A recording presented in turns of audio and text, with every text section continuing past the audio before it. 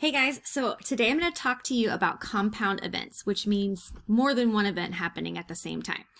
Okay, so for compound events, there are two types, independent events and dependent events. So independent events, one outcome does not affect the second outcome.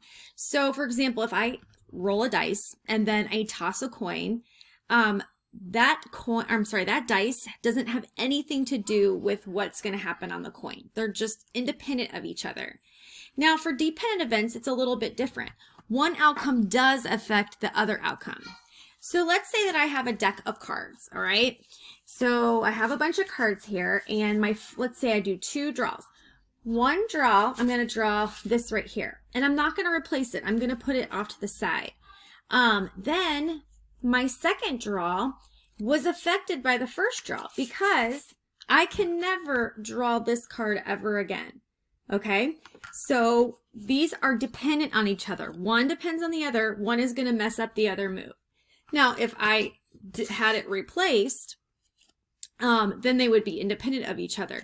But since I'm not replacing that first card, they are dependent events. Okay, the first pick affects the second pick.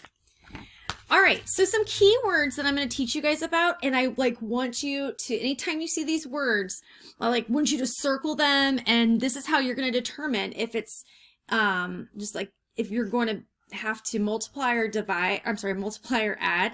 The key words is right here, and or. You're going to see these in this word problems. If the word is and, I want you guys to multiply. So if one event is happening and another event is happening, you multiply.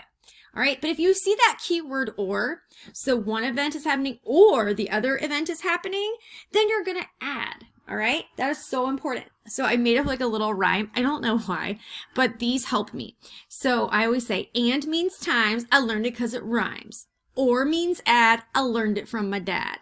Don't know, it just helps me. Do what you will, but that's just a little helpful trick for me.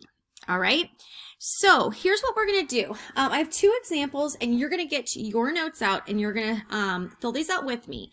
So we have a spinner, and it has 8 equally sized sections. 2 are red, 6 are blue. The spinner is spun twice. All right. What is the probability that the first spinner lands on red and the second spinner lands on blue?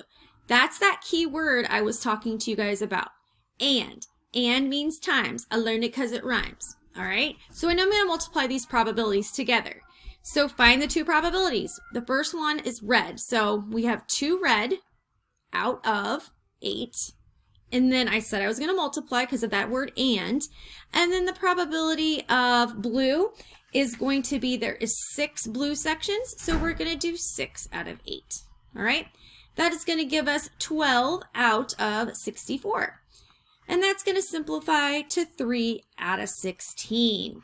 Okay, but that was our key thing. We have to multiply. We multiply the two probabilities together. Okay, example number 2. A bag contains 10 marbles. 4 are purple, 2 are white, and 4 are pink. Lori chooses the marble at random. And without putting it back, okay, so she keeps it out, she's going to choose another one at random. What is the probability she will choose pink or purple? That's the big word there, or. So this time I'm going to add. Or means add. I learned it from my dad. So find the two probabilities. You're going to add them together. So first one, pink, which is, there are 4 that are pink. So 4 out of 10. Or we're going to add this time. And then purple, there's 4 that are purple. So we're going to add 4 tenths as well. So now we have a total of 8 tenths, and that is simplified to 4 fifths. Oops, 4 fifths. All right, make sure that you have all that written down in your notes.